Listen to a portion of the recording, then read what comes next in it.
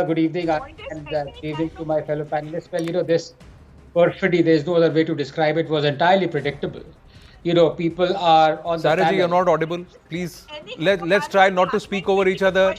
He did not speak all this while. Please allow him the courtesy, ma'am. Let Anand Ranganathan speak. Thank you. Yes. Thank you. Yes, go ahead, please. I was saying, Anand, this perfidy was entirely predictable.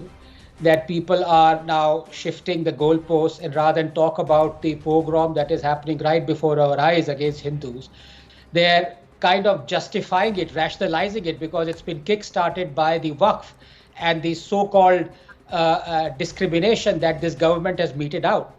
The fact of the matter is, can anybody tell me, did Bindan Das or Chandan Das, the two father and son who were lynched by a Muslim mob, know anything about Waqf? Can anybody tell me how far will you take this action-reaction theory? Because you use the same action-reaction theory to justify the Nagpur riots, because you said people incited the mob by burning an effigy of Aurangzeb. You justified this action-reaction theory by saying that the bomb blasts of 1993 were justified because they followed the riots that happened against Muslims.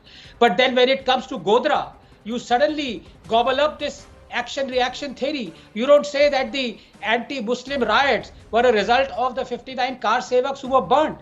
Then what happens? This is the problem with such illogical and irrational people. Rather than talking about the tragedy that is happening, and I did not interrupt, and this is very unbecoming. This is a hallmark of being rattled. When people try and disturb your train of thought, because they're so rattled, because their hypocrisy is being exposed. I did not say, can I please continue, because I need by 2.5 minutes, a very serious topic, and this needs to be said. Can I please be given the courtesy of 2.5 minutes, Anand? Go ahead, please. Thank you. The fact of the matter is, Hindus are lynched, scores seriously injured, Hindu property burned, destroyed, hundreds of Hindus forced into fleeing for their lives and becoming refugees in their own land.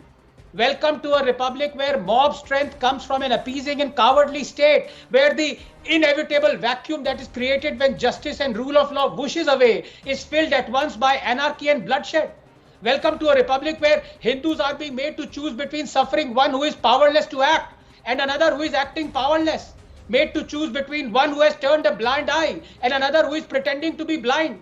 Welcome to the Islamic Republic of India, where when you look right, there's a mob with Molotovs in hand glaring down at you. When you look left, there are intellectuals and academics itching to cancel and deprive you of your livelihood. Where when you look up, there's an effigy of yours swaying gently from a cable, and where when you look down, there's a freshly dug trench smelling of damp earth waiting for you to fall in, right next to where you and thousands have collected as refugees in their own land. Fifth time, Anand, in 5 years in Bengal, Diamond Harbour, Birbhum, Nadia, 24 Parganas, Murshidabad, when Hindus have had to flee their homes and thousands become refugees. You watched the first time, and now you are made to watch every time.